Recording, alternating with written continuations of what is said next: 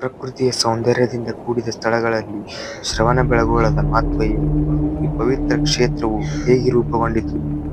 ಶ್ರವಣಬೆಳಗೊಳ ಕರ್ನಾಟಕದ ಹಾಸನ ಜಿಲ್ಲೆಯಲ್ಲಿ ಸ್ಥಿತವಾಗಿರುವ ಒಂದು ಪವಿತ್ರ ಜೈನ ತೀರ್ಥ ಕ್ಷೇತ್ರವಾಗಿದೆ.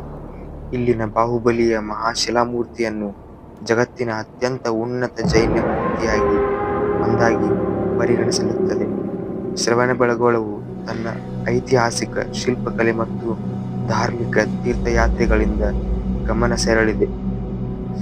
ಶ್ರವಣಬೆಳಗೊಳದ ಇತಿಹಾಸ ಸುಮಾರು 2000 ವರ್ಷಗಳ ಹಿಂದಕ್ಕೆ ಹೋಗುತ್ತದೆ. ಇದು ಜೈನ ಧರ್ಮದ ಮಹತ್ವದ ಕೇಂದ್ರವಾಗಿ ರೂಪುಗೊಂಡಿದ್ದು, ಚಾಳುಕ್ಯರು ಮತ್ತು ಹೊಯ್ಸಳರ ಆಶ್ರಯದಲ್ಲಿ ಹೆಚ್ಚು ಅಭಿವೃದ್ಧಿಯಾಗಿತ್ತು. ಇಲ್ಲಿ ಬಾಹುಬಲಿಯ ಮೂರ್ತಿಯನ್ನು ಕ್ರಿಸ್ತ 981ರಲ್ಲಿ ಚಾವುಂಡರಾಯ ಎಂಬ ಮಹಾಪ್ರಭು ತನ್ನ ತಾಯಿ ಕಲ್ಪನೆಯ ಆಧಾರದ ಮೇಲೆ ನಿರ್ಮಿಸಿದನು.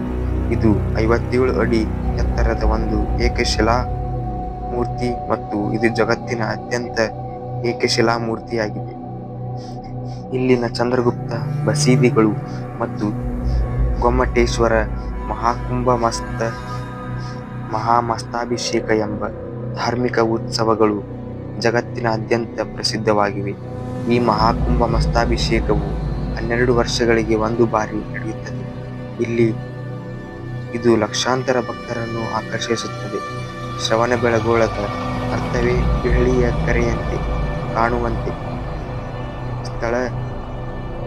ಇಲ್ಲಿನ ಗವಿಗಳನ್ನು, ಶಿಲ್ಪಗಳನ್ನು ಮತ್ತು ಶಾಸನಗಳನ್ನು ನೋಡಿ ನಾಡಿನ ಐತಿಹಾಸಿಕ ಒಂದು ನೋಟ ಹಾಕಬಹುದು. ಶ್ರವಣಬೆಳಗೊಳದ ಇತಿಹಾಸಕ್ಕೆ ಸಂಬಂಧಿಸಿದ ಇನ್ನಷ್ಟು ರೋಚಕ ವಿಷಯಗಳನ್ನು ನಿಮ್ಮ ಸ್ನೇಹಿತರೊಂದಿಗೆ ಹಂಚಿಕೊಂಡು ಮತ್ತು ಚಾನೆಲ್ ಅನ್ನು ಸಬ್ಸ್ಕ್ರೈಬ್ ಮಾಡಿಕೊಳ್ಳಿ. ಧನ್ಯವಾದ.